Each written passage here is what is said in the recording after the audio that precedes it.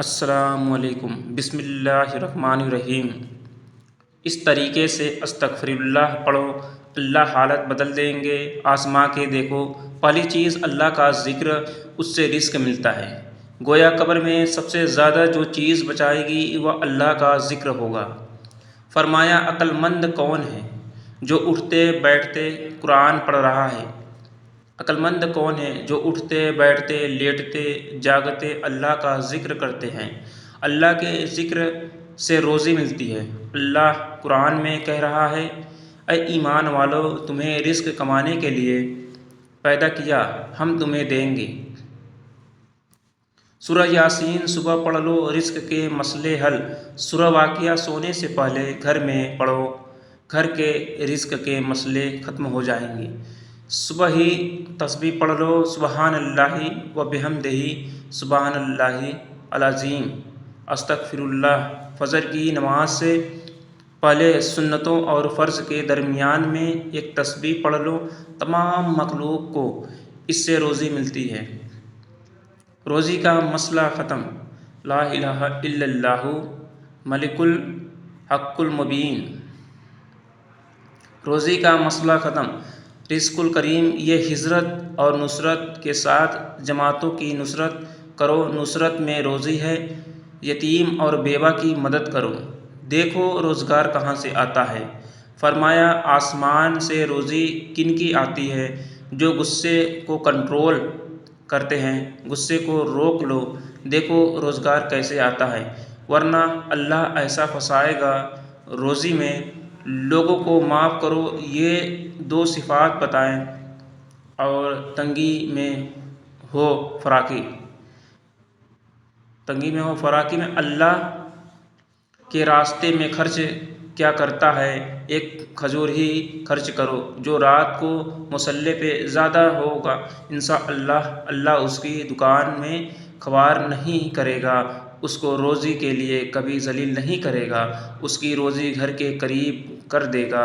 جو رات کو مصلے پہ ہو اور قرآن کہہ رہا ہے، اور روزی کہاں ہے؟ روزی استغفار میں ہے۔ میرے پاس 10-15 لوگ آئے جو بے اولاد تھے، میں نے ان کو استغفار بتایا، استغفار کی برکت سے 17 سال بعد اللہ نے اس کو 4 سال میں 4 بچے دیے۔ قرآن میں اللہ کہتا ہے، تم استغفار کرو، اللہ تمہیں بیٹے دے گا، مال دے گا، بارش دے گا، نہریں دے گا، باغات دے گا، تمہاری طاقت کو بڑھائے گا۔ نبی کریم صلی اللہ علیہ وسلم کو ابو جہل نے کہا، اگر آپ نبی ہیں تو اللہ سے کہیں ہم پر عذاب بھیجے، پتھر برسائے۔ اللہ نے وحی بھیجی، اے نبی ان سے کہہ دو، جب تک تم موجود ہو اور بستی والے استغفار کرتے رہیں گے، اللہ کبھی عذاب نہیں بھیجے گا۔ اللہ کی عذاب کو روکنے کے لیے نبی کریم صلی اللہ علیہ وسلم نے 3 اعمال بتائے۔ مسجدوں کو 24 گھنٹے آباد رکھو، آخر راتوں میں اٹھ کے بستی والے تہجد میں استغفار کرو، اور آپس میں اللہ کے لیے ملا کرو، محبت کیا کرو، اللہ کی بات کیا کرو۔ مل کے جہاں بھی ملو بیٹھو، سب سے پہلے اللہ کی بات کیا کرو۔ 3 کام کر لو، مل بیٹھ کے اللہ کی بات کرو۔ جو محفل اللہ کے ذکر بغیر گزری، قیامت کے دن حسرت کا باعث ہوگی۔ مسجد میں نماز پڑھنے کے بعد تھوڑا دیر مسجد میں بیٹھا کریں، قرآن کی تلاوت کیا کریں، تسبیح پڑھا کریں، دعا کیا کریں، اور سب کو معاف کیا کریں۔ اور سحری میں آپس میں اللہ کے لیے مل کے محبت میں اللہ کی بات کرو۔ میرے پیارے بہن اور بھائی، یہ روزی اعمال ہے جو اللہ تعالیٰ نے بیان کیے ہیں، ان اعمال کو کر لو، سارے مسئلے ٹھیک ہو جائیں گے۔ روزی آسمانوں سے ہے، تمہاری رزق آسمانوں میں اعمال کے ساتھ جڑا ہے۔ ہماری روزی آسمان میں نیچے نہیں ہے۔ اللہ کے واسطے سمجھ جاؤ، جو ایمان والے ہوتے ہیں ان کی روزی کا نظام الگ ہے، بے ایمان والے لوگوں کی روزی الگ ہے۔ آج ہمیں بھی بے ایمانوں والی روزی مل رہی ہے۔ دکان میں خوار ہو، فیکٹری میں خوار ہو، اس کی نوکری کرو، اس سے ذلیل ہو۔ ایمان والوں کو عزت والی روزی ملتی ہے، جو پنجرے میں بند ہوتا ہے نہ اس کو عزت والی روٹی ملتی ہے۔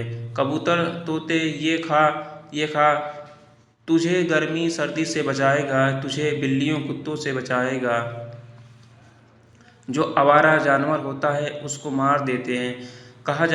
کہا اسلام کے پنجرے میں بند ہو جا، تجھے رزق الکریم دوں گا، عزت والی روزی دوں گا، ساری کائنات دنیا کے دلوں میں تیری محبت ڈالوں گا۔ آج تو بیوی بچے محبت نہیں کرتے، تیری دعاؤں کو قبول کروں گا، دشمنی کے خلاف تیری مدد کروں گا۔ نبی کریم صلی اللہ علیہ وسلم فرماتے ہیں، استغفار دن میں 25 مرتبہ پڑھنے والا اگر پہاڑ کو اپنی جگہ سے ہٹنے کی دعا کرے تو اللہ پہاڑ کو بھی اس کی جگہ سے ہٹا دے گا، اس کی دعا کبھی رد نہیں ہوگی۔ میرے پیارے بہن اور بھائیوں، ایک ایسا استغفار جس کو کرنے سے آپ کی ہر دعا قبول ہوگی۔ میں نے گناہوں میں کمی چاہتا ہوں، اپنے گناہوں سے معافی مانگتا ہوں۔ نبی کریم صلی اللہ علیہ وسلم نے فرمایا، استغفار کثرت سے کیا کرو، تمہارے گناہ ختم ہو جائیں گے۔ میرے پیارے بہن اور بھائیوں، استغفار پڑھتے رہو اللہ کی بارگاہ میں، استغفر اللہ، استغفر اللہ، استغفر اللہ۔ 2 منٹ کا کام ہے لیکن فائدہ ہے لاکھوں سالوں سے زیادہ کا۔ ایک استغفار ایسا ہے کہ نبی کریم صلی اللہ علیہ وسلم نے فرمایا کہ اگر یہ استغفار ایک دن میں 25 مرتبہ پڑھیں تو اللہ دنیا ہی میں جیتے جی اس کا شمار ابدالوں میں فرمائے گا۔ سبحان اللہ۔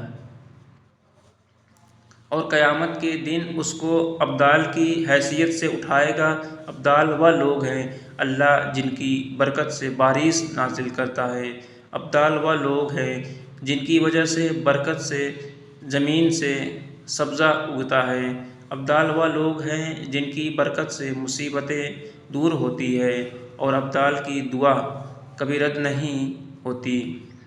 تو نبی کریم صلی اللہ علیہ وسلم نے فرمایا، جو مومنوں کے لیے 25 مرتبہ استغفار کرے وہ ابدال میں شمار ہوگا۔ ابدال ولایت کی بڑی قسم ہے، حالانکہ آسان بہت سستا سودا ہے۔ نبی کریم صلی اللہ علیہ وسلم فرماتے ہیں، یہ استغفار دن میں 25 مرتبہ پڑھنے والا اگر پہاڑ کو اپنی جگہ سے ہٹنے کی دعا کرے تو اللہ پہاڑ کو بھی اس کی جگہ سے ہٹا دے گا، اس کی دعا کبھی رد نہیں ہوگی۔